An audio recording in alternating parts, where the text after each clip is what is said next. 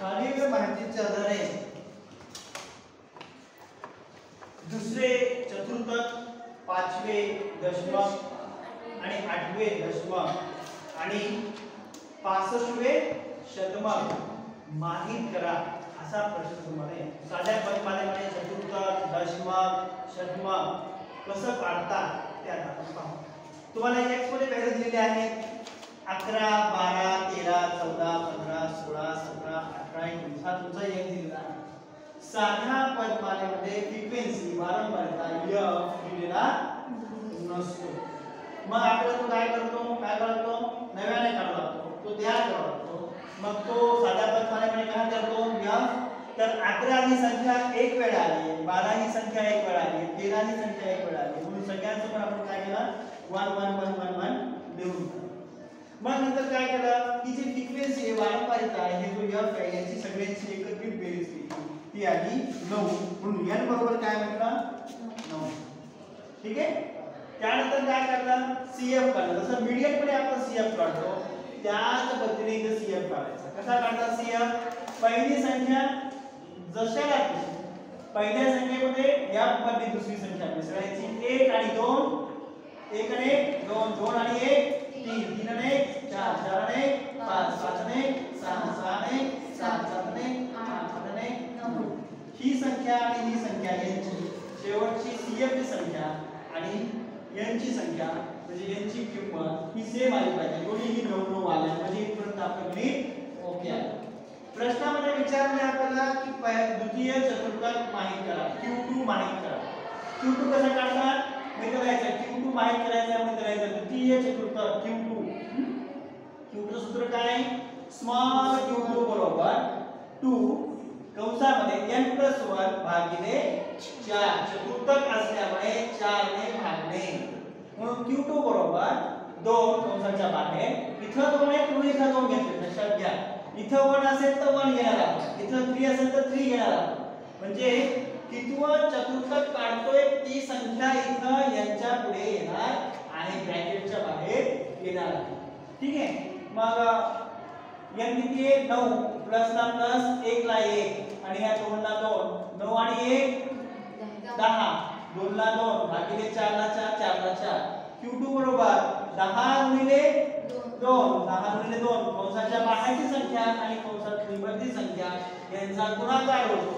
10 गुणिले 2 20 भागिले 4 ला 4 20 भागिले 4 Q2 बरोबर 5. 4 ला 20 ला भागलं 5 आला. त्यानंतर ही 5 ही संख्या CF मध्ये कुठं बसते 5 मध्ये बसते, म्हणून इन CF 5.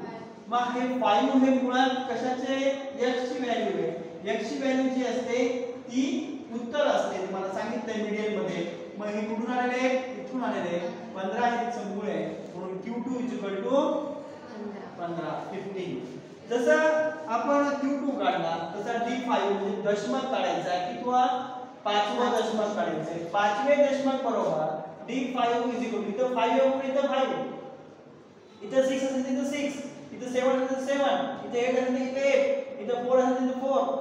ठीक आहे. इथं 9 असेल तर इथं 9. मग आता सूत्र काय D5 5 कंसामध्ये n+1 भागिले दशमक म्हटल्यावर 10 ने भागणार, शतक म्हटल्यावर 100 ने भागणार, चतुर्थक म्हटल्यावर 4 ने भागणार. दशमक असल्यामुळे 10 ने भागतोय. D5 5 ला 5 n बरोबर किती आहे 9 आहे, अधिक ला अधिक 1 ला 1. D5 बरोबर 5 ला 5 9 अधिक 1 10 भागिले 10 ला 10. D5 बरोबर 10 गुणिले 5 5 5 50 50 भागिले 10, म्हणून D5 बरोबर 5. म्हणून इन CF कशामध्ये बसतात 5 मध्ये बसतात. म्हणून D5 ची किंमत किती आली x ची व्हॅल्यू D5 ची किंमत असते ती आहे 15. बघा इथे एक लक्षात ठेवा, तुम्हाला मी सांगितलं थेरी शिकवताना की Q2 बरोबर D5 बरोबर P50 असतो आणि m पण असतो. म्हणजे तुम्ही समजा Q2 चे उत्तर काढलं तर तेच येतं, D5 चे उत्तर काढलं त्यानंतरचं तर तेच आलं, दोघांचं सेम आलं.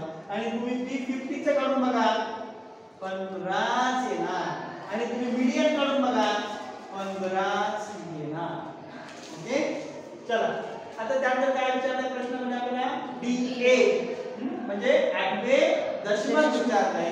8वे दशमलक कसं काढतात तर D8 इथे 8 आहे म्हणून इथे 1 n + 1 भागिले 10 दशमलक असल्यामुळे भागिले 10 D8 बरोबर 8 कंसामध्ये n ची किंमत किती आहे 9 + 1 भागिले 10 D8 8 ला 8 9 आणि 1 10 भागिले 10 D8 बरोबर 8 गुणिले 10 80 भागिले 10 भागाकार केला किती आला 8 मग D8 बरोबर 8 आणि CF 8 ही 8 ही संख्या CF च्या 8 मध्ये बसते म्हणून CF 8 म्हणून D8 बरोबर किती आला याची x ची व्हॅल्यू किती आहे 18 आहे.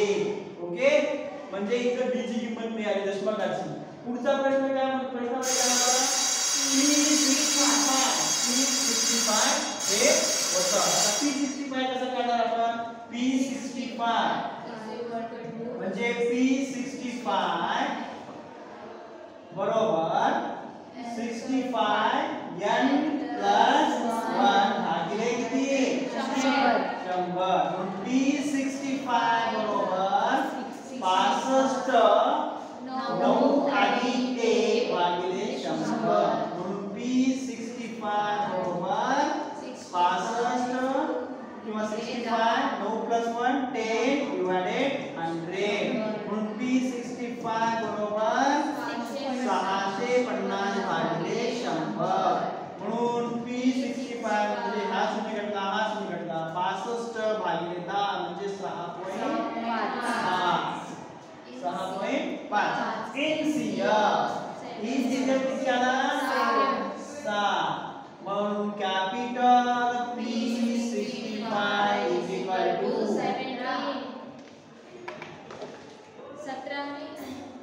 17 सर 17 x मतलब 17 सॉरी हां मैं 17 बोली. चलो ओके P65 बरोबर 17 17 ओके.